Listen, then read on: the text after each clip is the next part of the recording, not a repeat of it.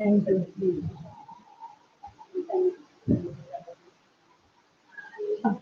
Dear student, अस्सलाम वालेकुम. How are you? सब ठीक ठाक हैं.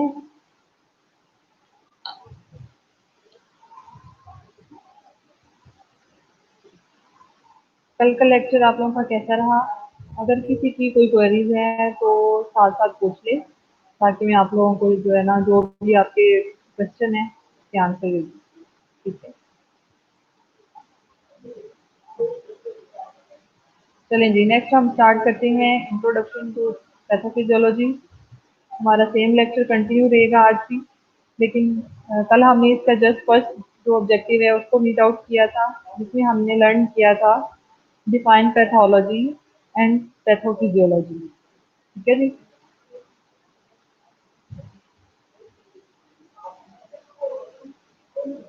नेक्स्ट हम डिस्कस करेंगे differentiate among pathophysiology and other biomedical sciences. Then discuss the basic concepts of disease and its relevance. Briefly discuss each of the five components: the disease process, prevalence, etiology, pathogenesis, clinical manifestation and outcome. ठीक है जी. I am fine अल्हम्दुलिल्लाह. आप लोगों की दुआएं. ठीक है जी. Pathology हमने डिफाइन किया था. देन टाइप्स हमने डिस्कस की थी, जिसमें हमने क्लिनिकल पैथोलॉजी डिस्कस किया था. फिर क्लिनिकल बायोकेमिस्ट्री थी, जिसमें हम केमिकल्स वगैरह यूज करते हैं और डिफरेंट टेस्टिंग करते हैं, जैसे कि renal function test, liver function test, random blood sugar, fasting blood sugar, serum albumin और सीरम इलेक्ट्रोलाइट्स वगैरह हमने डिस्कस किए. इसमें हमने बॉडी फ्लूइड्स जो है उसको हम लेते हैं और उनके सारे ये टेस्टिंग करते हैं. फिर क्लिनिकल माइक्रोबायोलॉजी डिस्कस किया था, जिसमें हम ये डिस्कस करते हैं कि माइक्रोब्स की जो स्टडी है वो सारी इसमें आ जाती है, और इसमें हम एज अ डायग्नोस्टिक क्राइटेरिया जो है वो लेते हैं. ठीक है जी.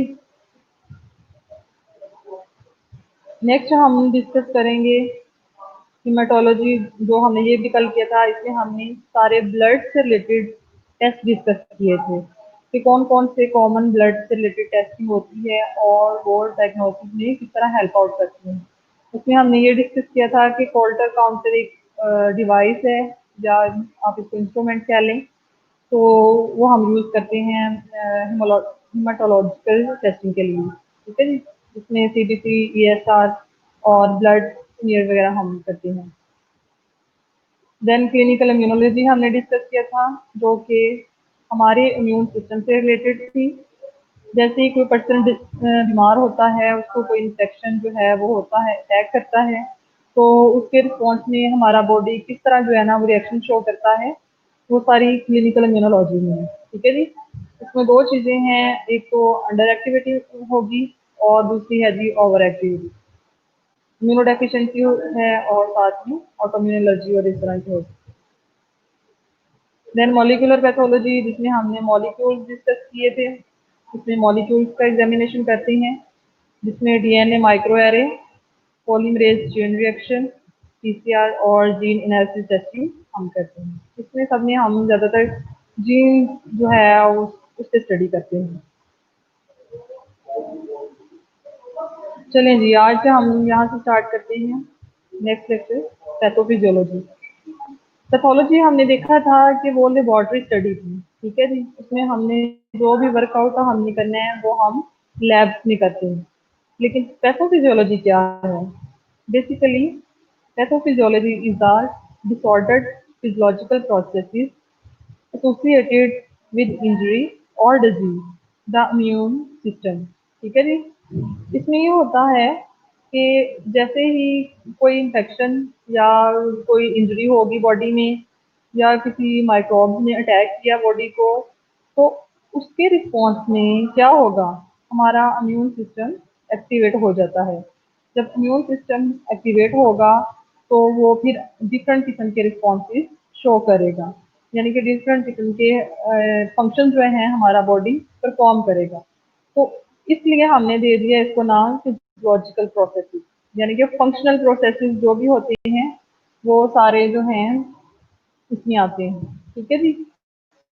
जिस तरह अकॉर्डिंग टू डिजीज बॉडी ने किस तरह से रिस्पॉन्स शो किया, किस तरह से फंक्शनल एक्ट किया, उसको हम कहते हैं कि ये पैथोफिजियोलॉजी। स्टूडेंट्स, आप लोगों को आवाज़ आ रही है? कुछ स्टूडेंट्स कह रहे हैं कि आवाज़ नहीं आ रही।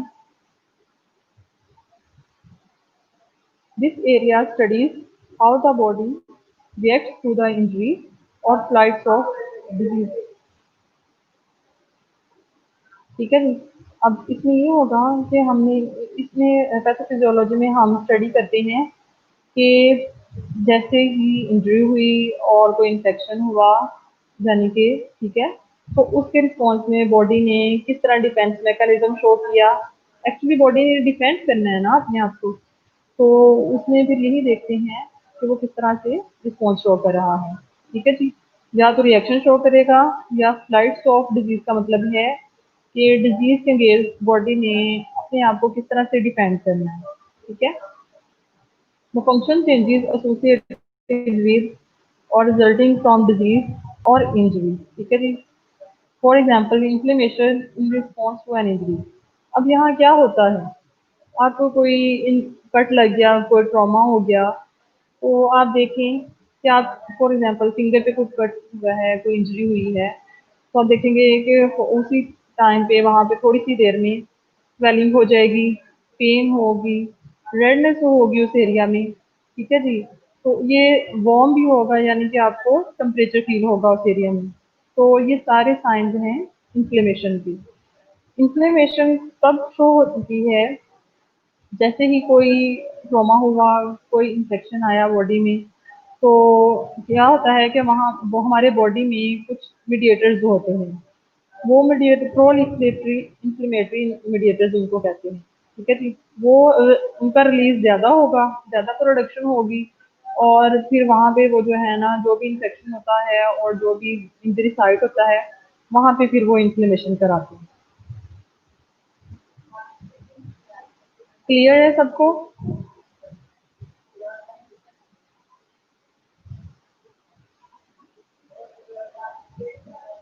ओके। नेक्स्ट है डिजीज। अब डिजीज की डेफिनेशन आप लोगों को आनी चाहिए। What is disease? The term disease literally means without ease. Ease का मतलब होता है कंफर्ट। ठीक है जी। अब विदाउट ईज का मतलब है कि पर्सन, एक पर्सन जिसको डिजीज हुई है, हम उसे कह सकते हैं कि वो विदाउट कंफर्ट है। जाहिर सी बात है, आपको छोटी सी बीमारी भी होगी, सिंपल टेम्परेचर हो जाएगा, या आपको कफ है, हेडेक है, कुछ भी है, तो उसको आपका जो कंफर्ट लेवल है वो डिस्टर्ब हो जाता है। तो हम इसको ये कहेंगे कि without ease, uneasiness is called disease. ठीक है जी। When something is wrong with bodily function, bodily function के साथ कुछ भी गलत हो रहा है, तो हम उसको डिजीज टर्म कह सकते हैं। Yes, any deviation from normal state is called disease. Yes, अधिकाश said the term disease broadly refers to any condition that impairs the normal functioning of the body। ठीक है जी। ये वही बात आ गई, जब बॉडी नॉर्मली क्या होता है, नेट में फिजियो में आप डिस्कस करते हैं कि नॉर्मली क्या क्या फंक्शन बॉडी किस तरह से परफॉर्म करता है। ठीक है जी। जब कोई भी फंक्शन उसका डिस्टर्ब होगा, या कोई ऐसी कंडीशन जो कि लीड करेगी उसके डिस्टर्ब फंक्शन को, तो उसको हम डिजीज कहेंगे। Disease are associated with this functioning of the body's normal homeostatic process। अब homeostatic process I don't know आप लोगों को पता है या नहीं है, लेकिन ये एसएससी में भी टॉपिक होता है, और हो सकता है आपने नेवी फिजियो के यूनिट में भी डिस्कस किया हो। ठीक है जी। होम्योस्टैटिक प्रोसेस में क्या होता है कि बॉडी ने अपना जो इंटरनल एनवायरनमेंट है उसको बैलेंस में रखना होता है। ठीक है जी। जैसे ही कोई abnormality आई, कोई फॉर एग्जांपल टेम्परेचर हाई हो रहा है या लो हो रहा है, बीपी हाई हो रहा है या लो हो रहा है, शुगर है कुछ लोगों को होती है, वो हाई या लो हो सकती है, इलेक्ट्रोलाइट इम्बैलेंस भी हो सकता है। कुछ भी चीज़ अपनी नॉर्मल लेवल से अबव या बिलो जाती है, तो हमारे बॉडी में होम्योस्टैटिक प्रोसेसेस जो होते हैं वो उसको नॉर्मलाइज करते हैं। ठीक है जी। वो एक ऐसा मैकेनिज्म जो स्टार्ट करते हैं जिसके थ्रू फिर वो इंटरनल जो एनवायरनमेंट है उसको बैलेंस में रखते हैं।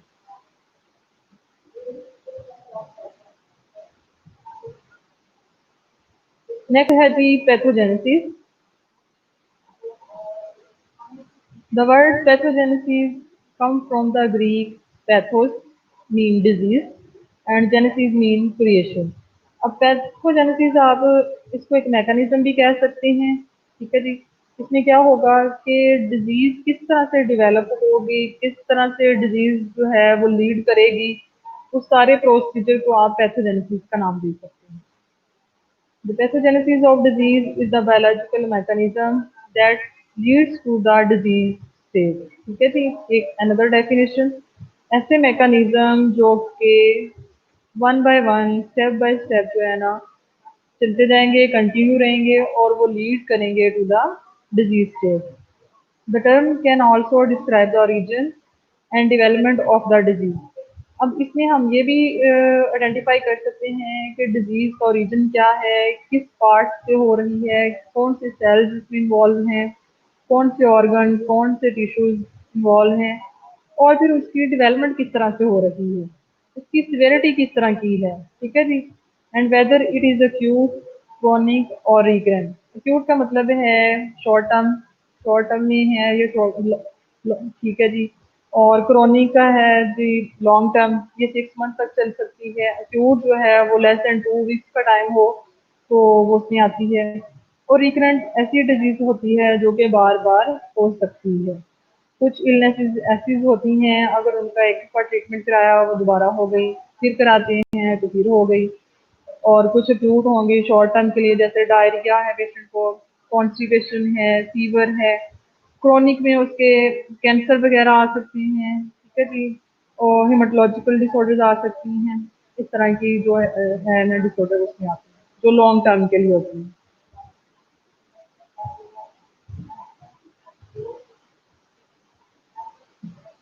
ओके, अब हम डिस्कस करने वाले हैं basic concept of disease and its development.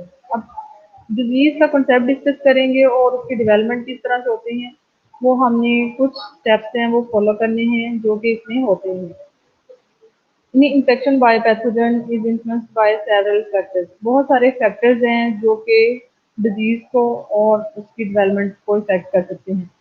अगर ये फैक्टर्स हम डिस्कस करते हैं तो आपको पता चलेगा कि डिजीज जो है वो एक्यूट होगी, क्रोनिक होगी या रिकरेंट होगी।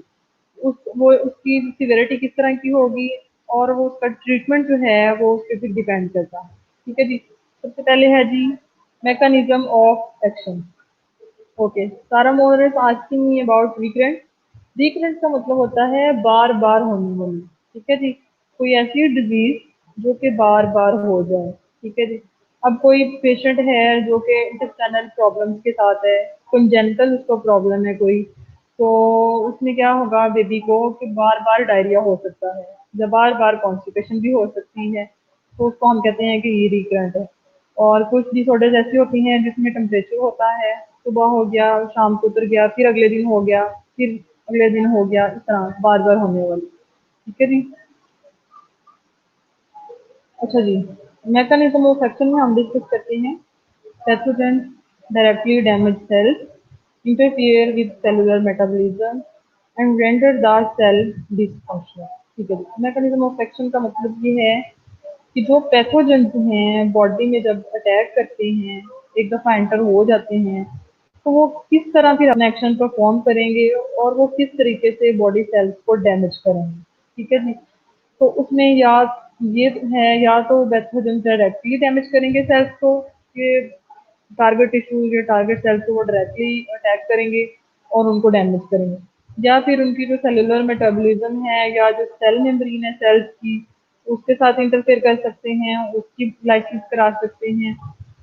तीसरा है जी रेंडर द सेल डिसफंक्शन, या सेल्स पे अटैक करके उनको डिसफंक्शन कर देंगे, ठीक है जी। तो ये 3-4 तरीके हैं जिसकी वजह से उनका जो है वो इफेक्ट हो सकता है। Because of the accumulation of pathogenic substances and toxin production। अब पैथोजेंस ने किस तरह से डिस्टर्ब करना है, किस तरह से इफेक्ट करना है बॉडी सेल्स को, वो भी दो तरीके हैं। या तो क्या होगा कि पैथोजेनिक जो सब्सटेंसेस हैं उसकी अकोमुलेशन प्रोडक्शन, उसकी अकोमुलेशन हो जाएगी, जितना भी पैथोजेनिक मटेरियल होगा वो टारगेट सेल पे जाके अटैच हो जाएगा और वहाँ पे के जो फंक्शन है डिस्टर्ब कर देगा। और दूसरा है जी टॉक्सिन प्रोडक्शन। अब टॉक्सिन जो है इट्स लाइक अ पॉइजन, और जो कि प्रोड्यूस होता है बैक्टीरिया से, माइक्रो ऑर्गेनिज्म से। तो वो जो है वहाँ पे तो उसकी प्रोडक्शन ज़्यादा हो जाएगी, तो वो भी वहाँ पे अपना इफेक्ट जो है करना शुरू कर देते हैं। देन है जी इन्फेक्टिविटी। अब इन्फेक्टिविटी का क्या मतलब है? Ability of the pathogen to invade and multiply in the host. ठीक है जी। अब इन्फेक्टिविटी को आप ये कह सकते हैं कि एक पैथोजन है, वो तो स्मॉल अमाउंट में होंगे जो कि बॉडी पे अटैक करेंगे। ठीक है जी। अब अगर वो स्मॉल अमाउंट में है, नंबर उसका कम है, तो वो इतना उस पे इफेक्ट नहीं करेगा, कम उसमें जो है ना चेंजेस लेके आएगा। लेकिन डेंजरस बात ये है, सीरियस बात ये है कि जैसे ही पैथोजन बॉडी में गया, उसमें एंट्री हुई और वहाँ पे उसको फेवरेबल अगर कंडीशन मिलती है, तो वो क्या करेगा, मल्टीप्लाई करना शुरू कर देगा होस्ट में। जितना ज़्यादा बैक्टीरिया, वायरस या जो उनसे पैरासाइट्स वगैरह मल्टीप्लाई करेंगे, उसकी सिवियरिटी उतनी ही ज़्यादा होगी। तो इसलिए हम इस टर्म को कहते हैं इन्फेक्टिविटी। देन है जी pathogenesis. The ability of an agent to produce disease depend on its speed of production, extent of tissue damage and production of toxins।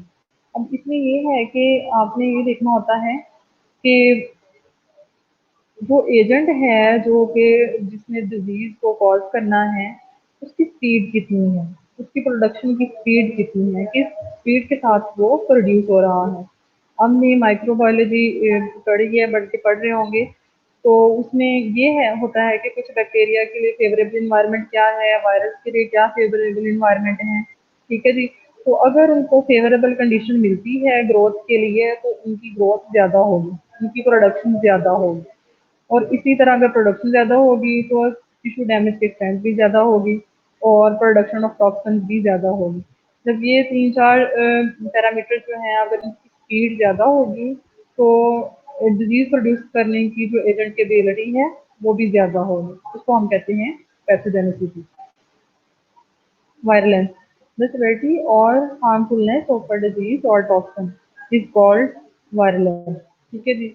अब इसमें सिवियरिटी क्या है, किस जो टॉक्सिन है वो बैक्टीरिया से प्रोड्यूस हुआ है, तो उसने किस कदर तक जो है ना वो उसके लिए हार्म सेल्स के लिए हार्मफुल है, या उसकी सिवियरिटी क्या है, तो उसको हम कहते हैं कि ये वायलेंस है। नेक्स्ट है जी immunogenicity, the ability of pathogens to induce an immune response. अब इसमें ये हम डिस्कस कर रहे हैं कि जैसे ही कोई इन्फेक्शन हुआ, कोई फॉरेन बॉडी ने बॉडी पे अटैक किया है, तो क्या होता है कि हमारा इम्यून रिस्पॉन्स जो एक्टिवेट हो जाता है। प्रो इन्फ्लेमेटरी मीडिएटर्स आते हैं, उनकी प्रोडक्शन ज़्यादा होती है और हमारा इम्यून रिस्पॉन्स जो है वो भी एक्टिव हो जाता है।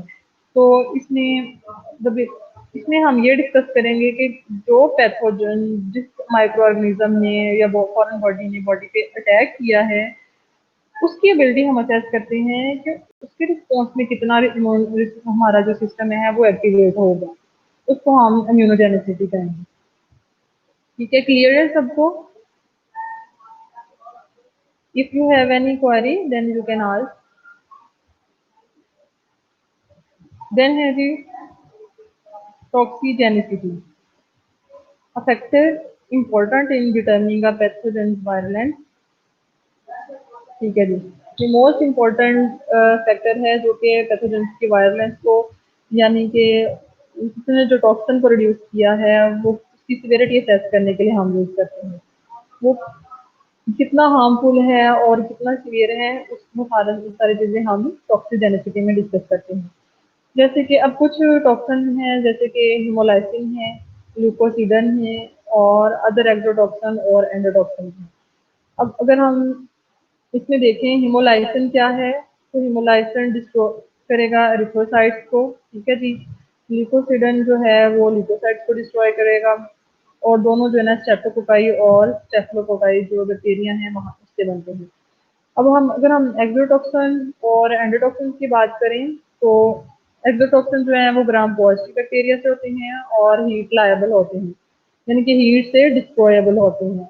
लेकिन जो एंडोटॉक्सिन्स होते हैं वो ग्राम नेगेटिव बैक्टीरिया से होते हैं और हीट स्टेबल होते हैं, ठीक है जी।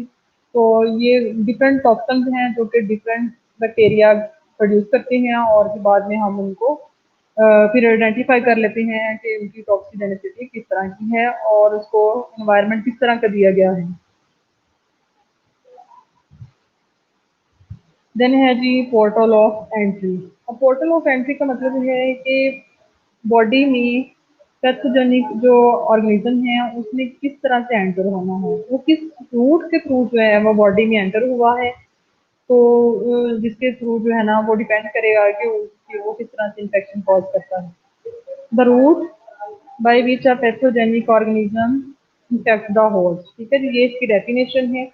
जिसमें डायरेक्ट कांटेक्ट भी आ सकता है, आपने किसी जर्म्स वाली प्लेस को या किसी इन्फेक्टेड पर्सन को टच कर लिया तो उससे भी जो है ना डायरेक्ट कांटेक्ट होता है। जैसे आजकल कोरोना के पेशेंट्स में हो रहा है, वायरल इलनेस ज़्यादातर जो होती हैं वो डायरेक्ट कांटेक्ट से होती हैं, ठीक है जी। इन्हेलेशन है जी, इसमें आप ये देखते हैं कि बाय ब्रीदिंग, बाय इन्हेलेशन आप कौन सी चीज़ें डायरेक्ट लंग्स में लेके जा रहे हैं उसको हम कहते हैं कि पोर्टल ऑफ एंट्री है, ठीक है जी। वो इसमें हम जो है ना इन्हेलेशन उसका जो पोर्टल ऑफ एंट्री है, कुछ ज़्यादातर जो रेस्पिरेशन से रिलेटेड हैं, जितने भी जर्म्स हैं और इन्फेक्शन हैं वो सारे इन्हेलेशन के थ्रू जाते हैं। इसके अलावा इंजेक्शन है बाय माउथ। आप बाय माउथ कौन कौन सी चीज़ इंजेस्ट करते हैं, आपको ज़्यादातर फूड पॉइजनिंग जो है वो जिसकी लो क्वालिटी ऑफ जो फूड है वो खाने से आपको होती है, ठीक है जी। इसके अलावा आपने प्रॉपर हैंड वॉश नहीं की है, अगर हैंड वॉशिंग नहीं की और या आपने यूटेंसिल्स ऐसे यूज़ किए हैं जिसमें आप फूड ले रहे हैं वो इन्फेक्टेड हैं, तो इस तरह इंजेक्शन से भी जो है ना बहुत सारे इन्फेक्शन हो सकते हैं। देन है जी और बाइट ऑफ एन एनिमल और इंसेक्ट। कोई एनिमल या इंसेक्ट ने आपको डायरेक्टली बाइट कर लिया है, जैसे स्नेक बाइट होगी या बी बाइट हो गया, ठीक है जी, तो वो उसके भी बहुत सारे इन्फेक्शन हो सकते हैं। तो वो टॉक्सिन ही नहीं है एक्चुअली, ये सारे माइक्रो ऑर्गेनिज्म टॉक्सिन प्रोड्यूस करते हैं, इट्स लाइक अ पॉइजन, और फिर उसके रिस्पॉन्स में जो हमारा बॉडी जो है वो रिएक्शन शो करता है और फिर जो है डिजीज प्रोग्रेस होती है और फिर सारी चीज़ें उसको जो है पैथोजेनेसिस की तरफ लेके जाती हैं। अच्छा जी, नेक्स्ट है जी spread of infection is facilitated by the ability of pathogen to spread through lymph and blood and into tissues and organs where they multiply and cause disease। अब आप लोगों ने lymph node, lymphatic system, blood, tissue, organ, ये सारी detail में anatomy and physiology में discuss की होंगी, पढ़ी होंगी। तो स्प्रेड ऑफ इन्फेक्शन जो है ना वो इन रूट से ही होता है, ठीक है। मोस्टली लिम्फेटिक सिस्टम में अगर इन्फेक्शन है या ब्लड में है जो कि सेप्टिसीमिया वगैरह कॉज कराते हैं, टिश्यू हैं या ऑर्गन्स हैं जो कि लोकल भी हो सकते हैं और मेटास्टाइज भी कर सकते हैं, ठीक है जी, स्प्रेड भी कर सकते हैं। तो ज़्यादातर इन्फेक्शन का स्प्रेड जो है वो डिपेंड करता है कि इन्फेक्शन लोकल है या जनरलाइज बॉडी में जो है ना स्प्रेड हो, जो है ओवरऑल बॉडी में स्प्रेड हो। जितना लोकल होगा उतना ट्रीटेबल होगा, उसको ट्रीट करना ईजी होगा। अगर सिस्टेमिक हो गया है, सिस्टम्स इन्वॉल्व हो गए हैं या सर्कुलेशन में चला गया है जो कि लिम्फेटिक सिस्टम है या ब्लड है हमारा, ठीक है जी, तो उसमें अगर चला गया है तो फिर उसको ट्रीट करना भी मुश्किल होता है। Portal of entry, route of pathogenic organism. चलें जी, नेक्स्ट हम डिस्कस करते हैं natural history of the disease. अब natural history disease of the disease क्या है? Is the code a disease takes place in individual from its pathological onset to its eventual resolution through complete recovery, disability, or death in the absence of intervention। Simple words में आप इसको ये कह सकते हैं कि ये एक प्रोसेस है जो कि जैसे ही डिजीज स्टार्ट होगी पर्सन में, वहां से लेकर उसके इवेंचुअल रेजोल्यूशन मीन है कि एंड प्रोडक्ट उसका क्या है, ठीक है जी, कि एंड तक उसका क्या है।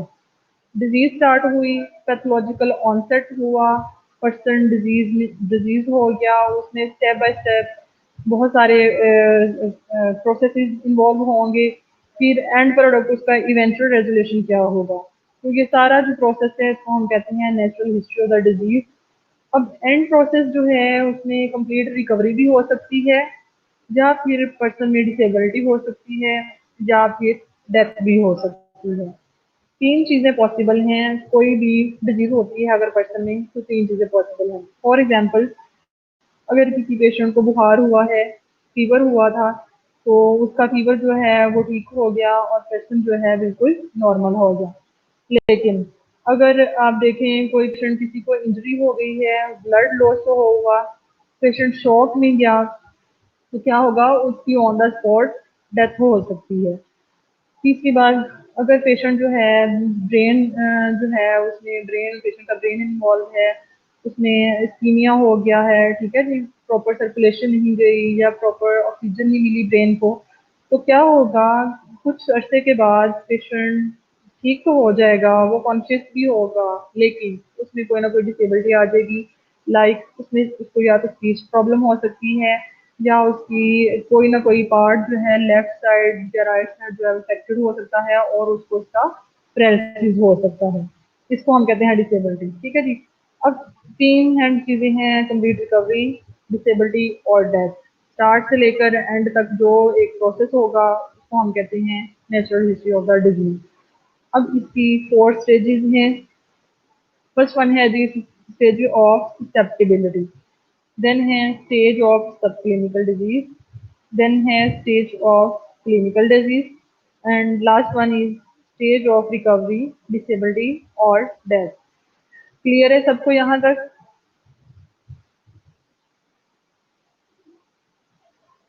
Anyone have query?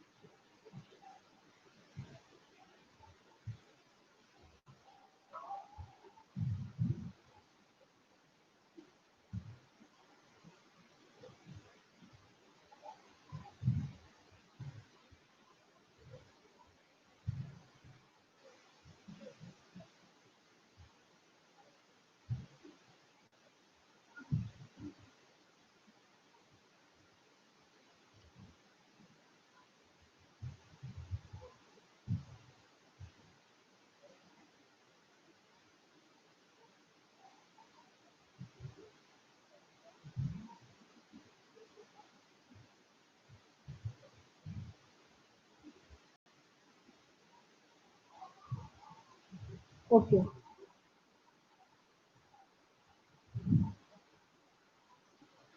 चलें जी। ये एक टेबल है जिसमें एक डायग्राम है जिसमें आप देख सकते हैं कि स्टेजेस मेंशन हैं जो हमने नेचुरल हिस्ट्री ऑफ डिजीज जो है उसमें हमने डिस्कस किए थे। अब हम इसको थोड़ा सा इलेबोरेट करते हैं। सबसे पहले है जी स्टेज ऑफ ससेप्टिबिलिटी। इसमें हमने ये देखा था कि इसको हम डिजीज से पहले का जो पीरियड होगा, यानी कि इसको हम रिस्क फैक्टर्स में ले सकते हैं। इसमें डिजीज से उसका एक्सपोजर नहीं, एक्सपोजर हुआ है लेकिन अभी वो इन्फेक्टेड नहीं है पर्सन, ठीक है जी। उसमें उसको रिस्क फैक्टर ज्यादा हैं, उसको इसलिए स्टेज को हम कहते हैं कि स्टेज ऑफ ससेप्टिबिलिटी। अगर हम कहते हैं कि डॉक्टर कहे अगर, या पैरामेडिकल जो भी कहता है कि फलां पर्सन जो है ये रिस्क फैक्टर पे है कि इसको जो है ना डायबिटीज होगी, या फलां पर्सन जो है इसको ये रिस्क पे है कि इसको हाइपरटेंशन होगी इन फ्यूचर, तो उस स्टेज को हम कहते हैं कि स्टेज ऑफ ससेप्टिबिलिटी है जिसमें रिस्क फैक्टर्स होते हैं लेकिन अभी इसका जो है डिजीज इसके जो है वो डेवलप नहीं होती। अब किसी की बीपी हाई है या लो रहता है या ओवरवेट की तरफ जा रहा है पर्सन, तो वो जो है डायबिटीज को लीड करेगा। अगर वो वेट कंट्रोल कर लेता है तो उसका जो स्टेज ऑफ ससेप्टेबिलिटी है वो उसका जो है वो नहीं होता, वो उससे जो रिस्क फैक्टर है उसकी कम हो जाते हैं। लेकिन इसमें क्या होगा कि एक्सपोजर हो जाएगा लेकिन अभी डिजीज नहीं होगी। देन है जी स्टेज ऑफ सब क्लिनिकल डिजीज। अब इसमें क्या होगा कि इंक्यूबेशन पीरियड अगर आप डिस्कस करते हैं, अगर आपने डिजीज पैटर्न पढ़ा है तो उसमें होता है इंक्यूबेशन पीरियड। इंक्यूबेशन पीरियड वो वाला टाइम है जिसमें एक्सपोजर हुआ डिजीज का, और तब तक उसका इंक्यूबेशन पीरियड रहता है जब तक जो है सिम्टम डेवलप नहीं हुआ, फर्स्ट सिम्टम डेवलप ना हुआ हो, until the presence of first symptom. ठीक है जी, तो इसको हम ये कहेंगे कि ये इंक्यूबेशन पीरियड है। अब कुछ डिजीज होती हैं उनकी 12 टू 14 पीरियड होगा, कुछ की 10 टू 15 होगा, कुछ की 1 वीक का इंक्यूबेशन पीरियड होगा। यानी कि उसका एक्सपोजर हो गया है लेकिन फर्स्ट सिम्टम के डेवलप होने तक का जो उसका टाइम है वो उसको हम कहते हैं कि स्टेज ऑफ सब क्लिनिकल डिजीज, पैथोलॉजिकल चेंजेस में आते हैं। फिर इसमें अगर स्टेज ऑफ ससेप्टेबिलिटी है तो इसमें हम प्राइमरी प्रिवेंशन कर सकते हैं। प्राइमरी प्रिवेंशन ये है कि उसकी डाइट हम अच्छी कर दें पेशेंट की, उसका वेट मेंटेन करें, उसका टेम्परेचर बैलेंस करें, उसको जो रिस्क फैक्टर्स हैं उससे अवॉइड करें। लेकिन स्टेज ऑफ सब क्लिनिकल डिजीज है इसमें हम सेकेंडरी प्रिवेंशन करते हैं ताकि उसके जो सिम्टम डेवलप होने हैं बाद में वो कम से कम डेवलप हो। ठीक है, जिसको प्रिवेंशन की जाए। अब स्टेज ऑफ क्लिनिकल डिजीज है उसमें हम देखते हैं onset of the symptoms.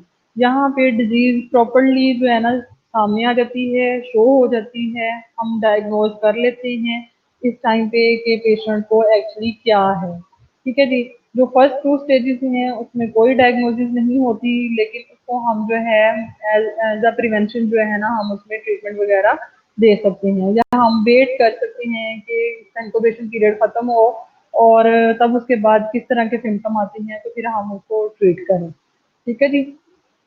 Clinical disease में जो है ना स्टेज ऑफ क्लिनिकल डिजीज में सारे सिम्टम्स, फीवर होगा, कफ होगी अगर पेशेंट को डिजीज से रिलेटेड है, उसको पेन हो सकती है, टेम्परेचर इम्बैलेंस हो सकता है, यानी कि डिफरेंट किस्म के सिम्टम्स जो है ना इस टाइम पे शो हो सकते हैं।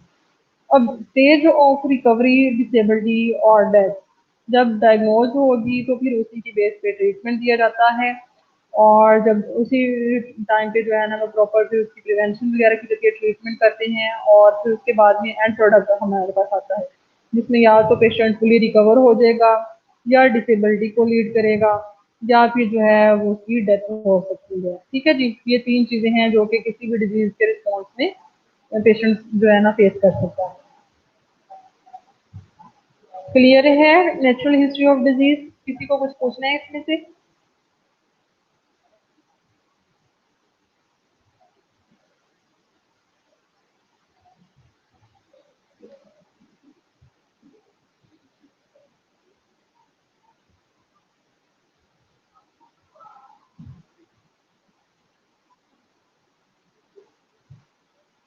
जी, सब क्लिनियल विद नो ऑब्वियस सिम्टम्स, यानी कि इंक्यूबेशन पीरियड है और उसमें जो है ना कोई सिम्टम अपीयर नहीं होगा, लेकिन जैसे ही क्लिनिकल स्टेज स्टार्ट होगी सारे सिम्टम शो होना शुरू हो जाएंगे और प्रॉपर डायग्नोसिस बन जाती है। सारे टेस्ट उसके जो भी डिजीज से रिलेटेड होंगे वो पॉजिटिव आना शुरू हो जाते हैं। ओके, प्रेवलेंस है जी, यानी कि प्रीवियस कितने केसेस जो प्रेजेंट हैं उसको हम कहते हैं कि ये प्रेवलेंस है। It is a statistical population is defined as the total number of cases of the risk factors in the population at a given time, or the total number of cases in the population divided by the number of individuals in the population। आप अगर इस figure को याद रखें, इसमें ये है कि प्रेवलेंस में है टोटल नंबर ऑफ केसेस।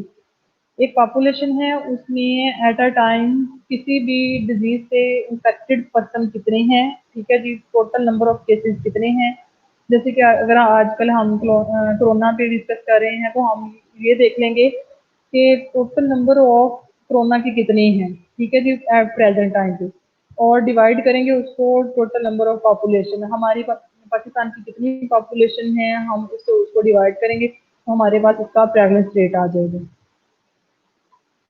सब क्लिनिकल बच्चे ऐसा टाइम पीरियड होता है जिसमें उसका, ये देखें, जिसमें इंक्यूबेशन पीरियड होगा, उसमें कोई भी सिम्टम शो नहीं होता, लेकिन आप उसको कह सकते हैं कि वो पर्सन जो है वो कैरियर स्टेज में है, यानी कि उसको एक्सपोजर हो चुका होगा है डिजीज से, लेकिन उसमें तो सिम्टम शो नहीं हो सकते, लेकिन वो किसी दूसरे बंदे को जो है ना वो स्प्रेड कर सकता है।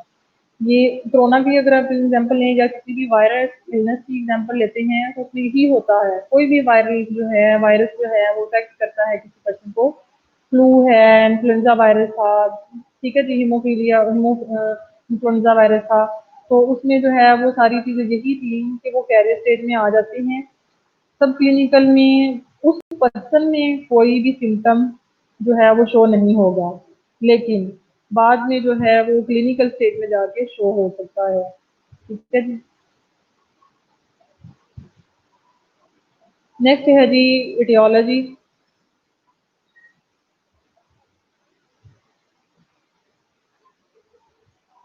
Etiology is the study of causation और ओरिजिनेशन, यानी कि उसके कॉजेज क्या हैं, उसके मेन कॉज क्या है, मेन ओरिजिनेशन है, कहाँ से वो राइज हुआ है, उसको हम कहते हैं etiology. The word is drive from the Greek aetiologia, giving a reason for, यानी कि आपने रीजन बताना है कि अगर पेशेंट का ब्लड प्रेशर जो है ना वो हाई हो रहा है तो किस वजह से हो रहा है, उसको टेम्परेचर हो रहा है तो किस वजह से हो रहा है, मेन कॉज आपने उसका बताना है। ठीक है जी। किसी को फूड पॉइजनिंग हुई है तो जाहिर सी बात है उसका मेन कॉज ये है कि कुछ उसने इन्फेक्टेड फूड जो है वो इनटेक किया है, तो उसकी वजह से हो सकता है। ठीक है।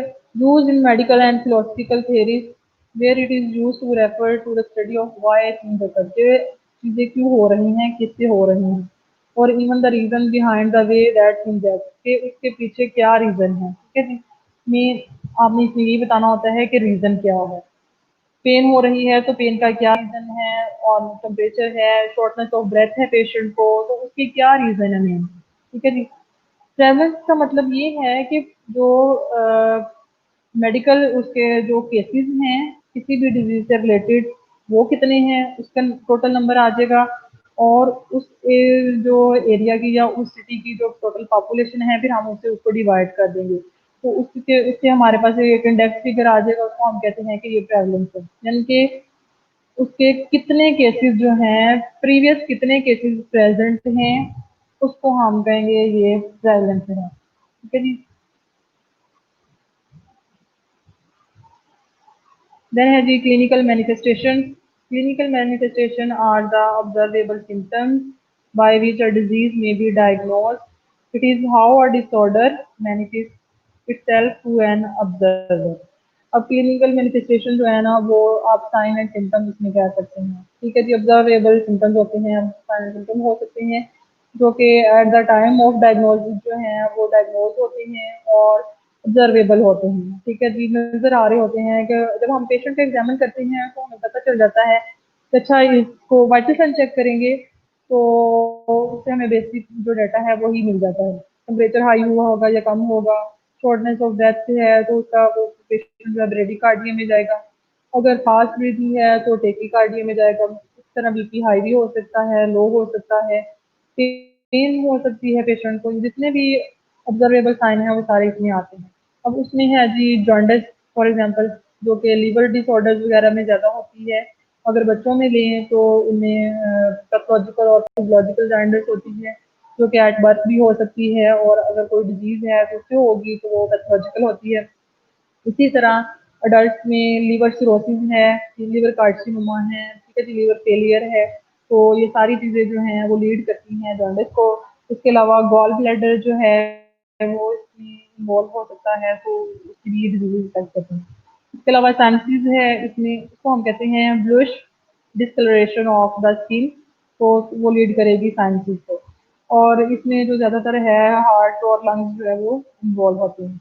क्लबिंग है, इसमें भी हार्ट और लंग्स जो इन्वॉल्व होते हैं। क्लबिंग में क्या होता है कि नेल जो होते हैं वो उसका जो एंड साइड होती है वो ज़्यादा बल्बुलस किस्म की होगी, यानी कि बाहर को उभरी उभरी होगी, तो वो कहते हैं क्लबिंग, उसको कहते हैं क्लबिंग। और इसमें जो है काफ़ी चीज़ें जो हैं हो सकती हैं, और ये ज़्यादातर कंजेंटल हार्ट डिफेक्ट्स के साथ और लंग डिसऑर्डर जिसमें सिस्टिक फाइब्रोसिस और क्या उसे कहते हैं ब्रोंकियोस्टेसिस वगैरह जो होती हैं, ब्रोंकाइटिस वगैरह उसमें हो सकता है। इसके अलावा रेडनेस रेडनेस भी शोएबल है, सिम्टम्स है और आराम से हमें पता चल जाता है। ठीक है जी। क्लिनिकल मैनिफेस्टेशन मीन सिम्टम्स जो कि ऑब्जर्वेबल होते हैं। नेक्स्ट है जी आउटकम। आउटकम का मतलब ये होता है कि एंड रिजल्ट क्या निकला हमारे पास। ठीक है कि कोई डिजीज हुई है तो उसका एंड रिजल्ट क्या होगा, वो हमने पहले भी डिस्कस किया था। जो हमने नेचुरल हिस्ट्री ऑफ डिजीज में हमने डिस्कस किया है कि या तो कंप्लीट रिकवरी होगी, फिर या फिर रिकवरी विद डिसेबिलिटी होगी या फिर डेथ हो सकती है। इसको हम कहते हैं end product of the disease. Consequences of the disease या end of the disease is known as outcome. Clubbing mean bulbous appearance होती है end product of the nail. ठीक है जी। इसमें ये होता है कि जो आपका नेल्स हैं, नेल्स की जो एंड साइड है फिंगर्स की, जहाँ आपके टू नेल्स हैं वो बाहर की तरफ उभरी हुई होगी। ठीक है। और अगर आप उन दोनों को एक साथ अटैच करते हैं फिंगर्स को, तो उनमें गैप शो होगा ज़्यादा। ठीक है, तो उसको हम कहते हैं कि ये पेशेंट को क्लबिंग। आप इसकी पिक्चर देख सकते हैं इंटरनेट पे भी। हमारा ये लाल स्लाइड थी, तो अगर किसी को कोई क्वेरी है तो पूछ लें। जो हमने कल और आज डिस्कस किया लेक्चर में, अगर किसी को कोई भी इशू है तो स्टूडेंट यू कैन आस्क।